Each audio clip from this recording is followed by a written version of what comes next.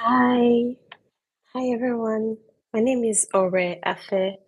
I'm the founder of Change Catalyst School, and I we're going live on Instagram in 1 second, and we're live. So, my name is Orelu Afe. I'm the founder of Change Catalyst School. I work as a consultant to support organizations to help them um, I to help them build change from a cultural perspective. I'm a part analyst, part strategist, part cultural critic. By day, I'm doing data governance, cybersecurity, and cloud migrations. In as a business analyst, implementing change, technology focus changed across organizations.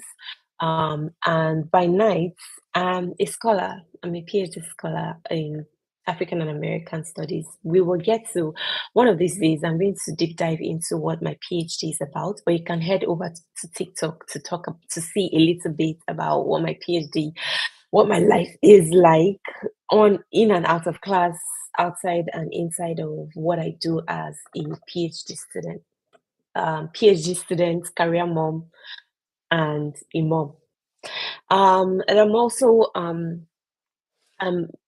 I'm also I blend a bit of corporate with academic in providing implementing change management models to mentor business businesses and organizations. I'm very specialized and I'm very particular about frameworks and about making impact, using those frameworks to make impact and creating all sorts of innovations in in an organization. For most organizations that work with structure, um, the bandwidth for innovation sometimes is very slim, but I work within those frameworks or build new ones to help those organizations kind of increase their bandwidth with little risks.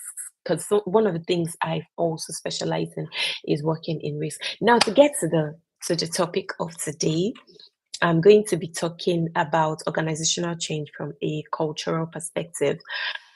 Let's get down to it, shall we?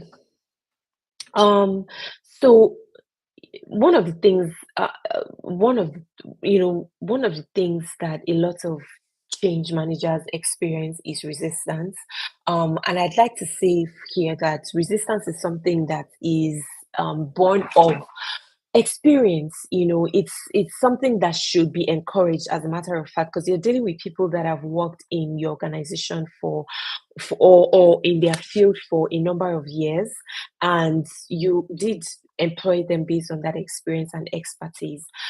So coming with these new ideas and ideologies and things that you want to change, be it in a technology focused environment or in an art focused environment.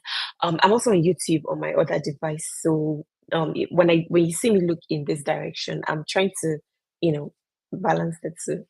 Now, so these people are coming with wisdom. So I always say that organizational change resistance is wisdom in and of itself. So I've always said in my talks that you want to invite these people in and you want to see why they feel that they are resisting.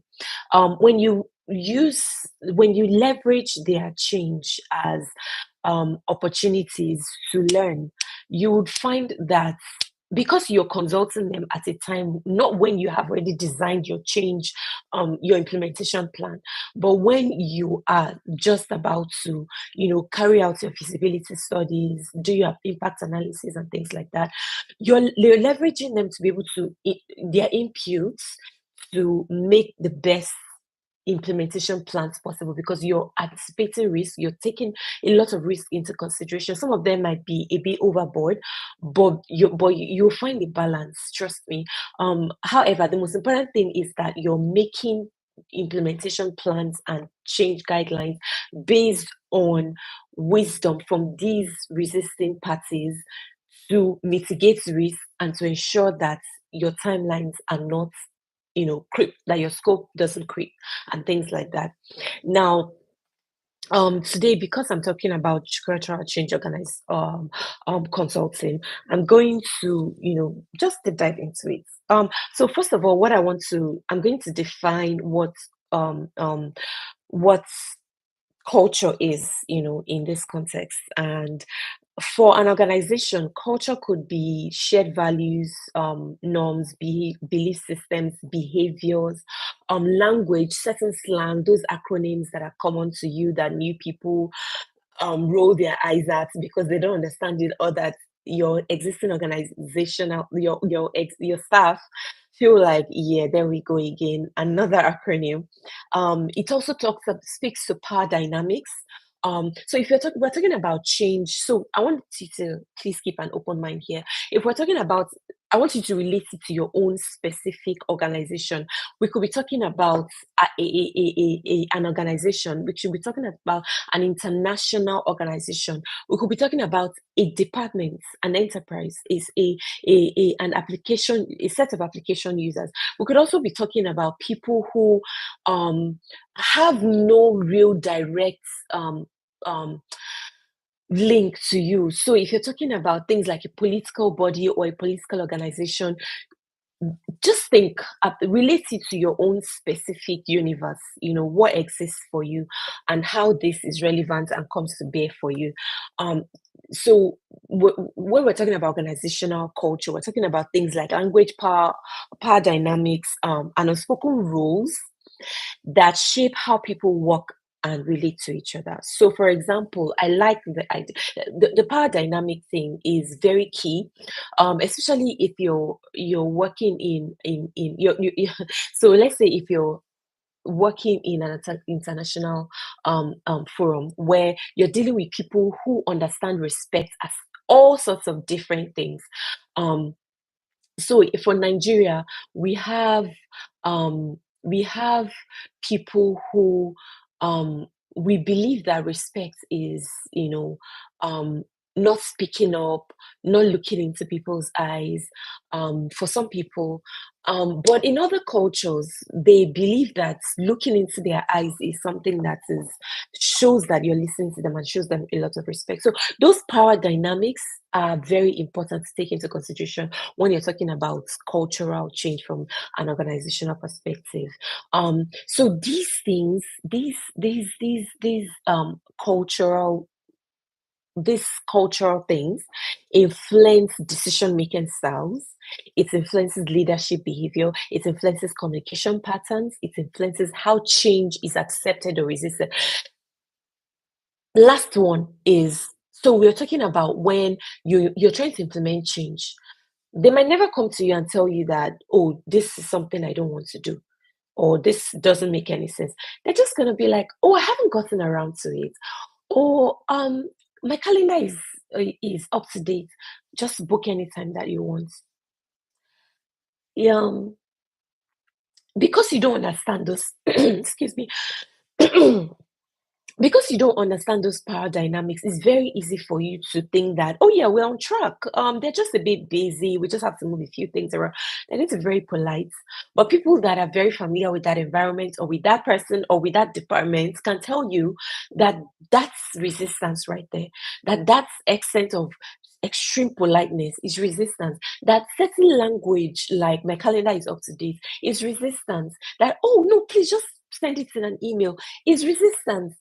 So you want to understand what some of these things mean, and it speaks to being able to identify that you're first of all in a new environment, and then trying to find ways, building affiliations that would support your ability to easily influence decisions, not choke it down people's throat, easily keep an open door system so that people are able to look into, come to you with their problems, or so that when you sit down with people, people are able to tell you that this is actually not making any sense, and I'd like to have an input here, or I'd like to do, have this, um, um, um, I'd like to have this changed. Now, what does cultural change consulting do? I've talked and talked about, these are based on my experience and things I've experienced from being an organizational change expert for a number of years now. These are things that I've just a little bit about. I've worked in different sectors. I've worked in public health. I've worked in banking. And all most of these areas are in either business intelligence or technology related, and a lot of them have to do with implementing change. All of them have to do with implementing change. As we get to know one another, I will share more details about my experiences, the details about what I did, specific projects I worked on. But for today, I'd like to just share that I've worked in very different kinds of environments where change, cultural change, was more important from an implementation perspective, from a planning and policy perspective, than the actual change itself. Understanding the cultural dynamics of an organization and the environment in which you're implementing change is more important than the change in and of itself. Now, what would I be doing for you? What do I do as a cultural change consultant? I would help you diagnose your current culture. I'd help you identify invisible patterns. Yeah, I know you're the head of your organization, you're the head of the department, you understand this technology initiative so well, like from the back of your hands. And that's the problem with a lot of policymakers and change implementation leads. They understand what they're trying to do without thinking about how it affects other people. And you will experience all sorts of impediments and delays and spend unnecessary funding on what you're doing when when you could easily have overcome those hurdles, because you're not taking into consideration the change, the cultural dynamics that exist within your own environment that you're so sure that you're familiar with. Now, and there are invisible patterns that you're not familiar with. Sometimes it's because you're higher up there. Sometimes it's because you're whoever you are, and some of those people relate to you in the way they relate to you, and you're not able to see certain things that could actually make a huge difference in moving things forward. I would help you identify gaps between what the existing culture is, from understanding invisible patterns and marrying it with the existing culture, drawing out a map of what the organizational culture is as relates specifically to the change that you're trying to implement. I would help you identify the gaps between where we are going to and where we are. I would, based on I would, of course, introduce you to techniques and tools that will inspire and encourage innovation, inclusion, and agility. Bear in mind that cultural change is not always about DEI. I'm not a DEI expert. I can help implement DEI initiatives, but I'm not a DEI expert. I will help you design and implement strategies to help shift mindsets, behaviors, and structures. Part of identifying the cultural dynamics and invincible patterns within your organization includes identifying the kinds of actors that exist, the kind of actors that are pushing certain narratives, the kind of narratives that exist within your culture. That would help us anticipate how resistance might likely be put up, and catch those resistance methods when we see them, anticipate them, mitigate them, and develop means through which we can table them and make it constructive. And actually, sorry, leverage them to make them constructive. I would engage employees and leaders to collaborate on creating a more aligned, ethical, and productive environment, because I want to be able to make everybody feel like they're a part of the change. We want people to know that their buy-in is important for the change, that their that they have there's a growth opportunity that would benefit everyone. We want that visibility, line of end-to-end visibility, to be very easy to identify for people who want to who work within the organization or will be using the tool or engaging with this policy, or who will be impacted by this policy in one way or the other. um Now, what kind of tools would I be using? I would be using things like um, organizational ethnography, just basically interviews, observations, sense making, in the sense of working with people to understand their story, understand how they engage with some of these tools or some of these existing legacy structures, to see how it's not a change or a threat to them.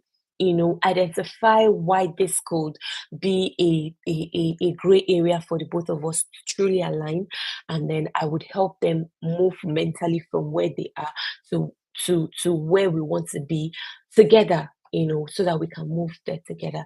I would also carry out change readiness assessment. Sometimes you want to implement a change and you have mapped out 2 years, 6 months, 3 months to implement this change, transitioning, training, and all that. But what I would be doing is to assess, carry out a survey to see how ready people are, how much you need to invest in each process of change management, from planning from initiation to planning to communication and to implementation, and then to transitioning, for those who would own these tools or this change, to feel comfortable to carry it forward in a sustainable way. Now, my survey is not to tell you not to go on with findings of my survey is not to tell you not to go on with your transformation or your implementation. Is to help you decode um how much time you want to invest in in in in behavioral change, in cultural change, in and to help you anticipate what would, at each point of the change implementation process, what would be required, how much time you want to invest, how much resources you want to invest, what kind of tools we are going to be using to to carry out these things. And um it's important at this point to say that um, a lot of these things are done behind the scenes, where it does not interfere with your work. As a change management person, you want to be able to, um, because you're familiar with the organization, even though a that can be a problem sometimes. Because you're familiar with the organization, you're able to quickly, identify what the issues are, and some of these tools, implement them. Some of them even do away with them. But as an insider, sometimes there are blind spots, and you think that you're very understanding or very aware of the change management, the cultural, organizational culture of where you work, or the environment, and that could be a blind spot in and of itself sometimes. Some of the other tools we'll be using would be, remember I spoke about frameworks. I would be using different kinds of frameworks to map the cultural dynamics.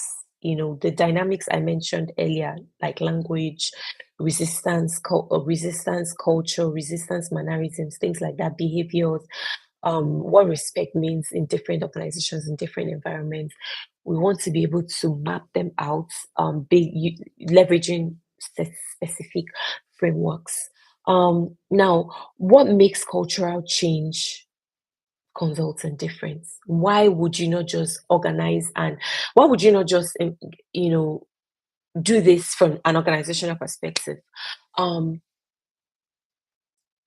I'll tell you that, unlike process or strategy consulting, cultural change consulting, it gets to the roots, it gets to the essence of the what the resistance could be, of the problem.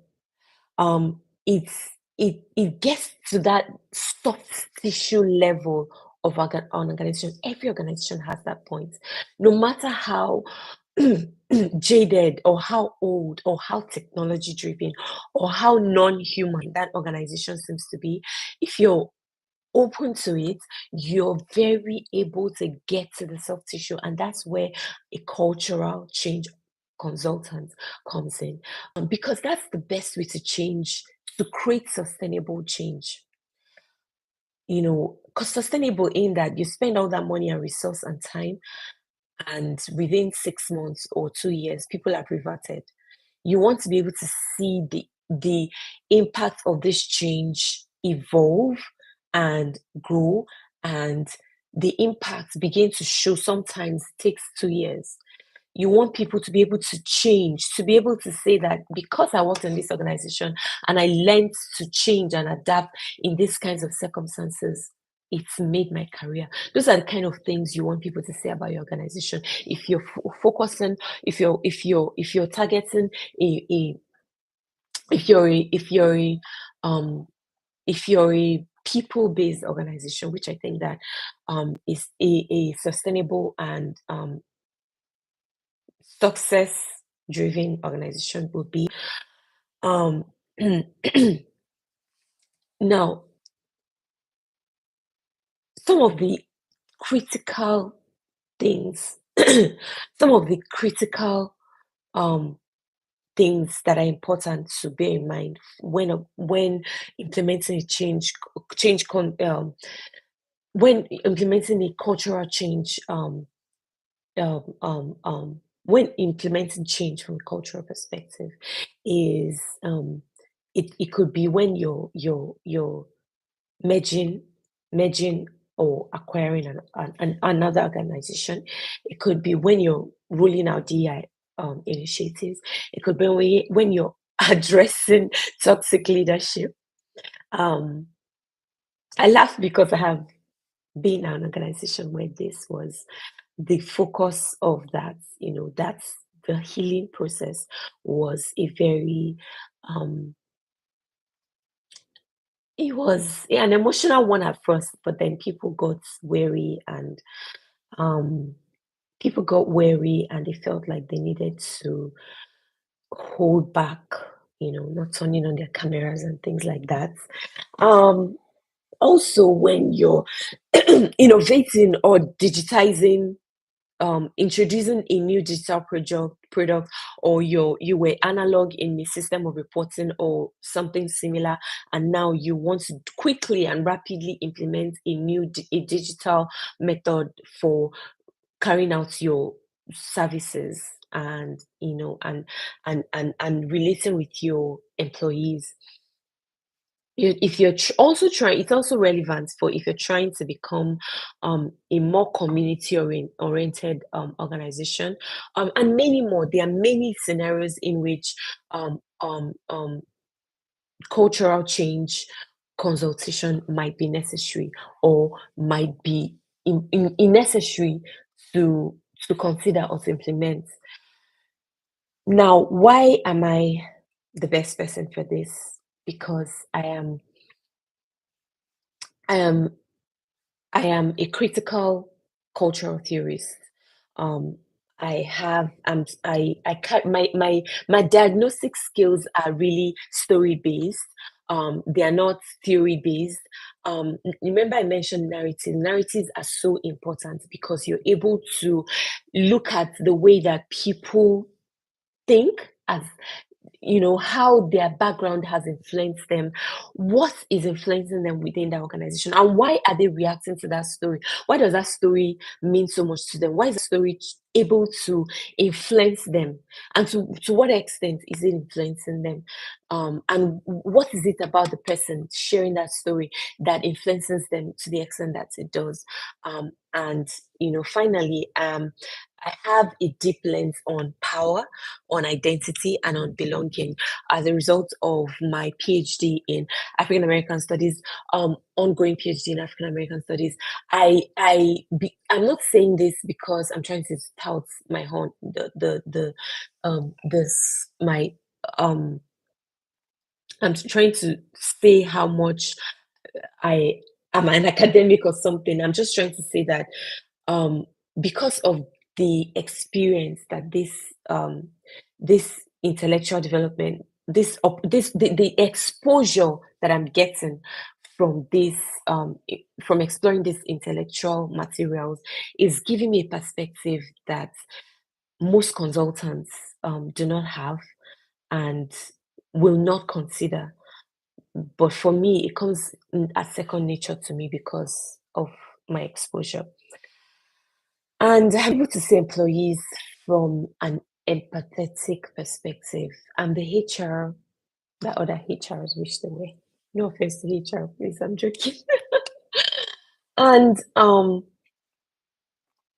that's just um, a little bit about what an a change consultant will do from organizational perspective, from technology driven perspective, and from on the different ways in which um, we support executives and organizations to implement change across the organization, their environment among within their community, etc., etc. And with that, we've come to the end of our live today. I hope you were able to pick one or two things. I did enjoy talking to you on this chat, on this live today.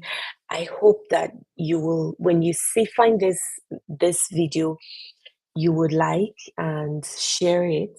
And I hope most importantly that it brings you some form of light um, in any way or in any walk of life that you find yourself. I am available for consulting. Just where I'm also on Instagram. My website is coming up very soon. I have more to share, and I'll be looking forward to tomorrow, where we would meet up again to talk more about what we just talked about today. But tomorrow is going to be different. Stay tuned from on my Instagram page. I'll be sharing um, um, some information to reach to towards what we're going to be talking about tomorrow. Thank you so much.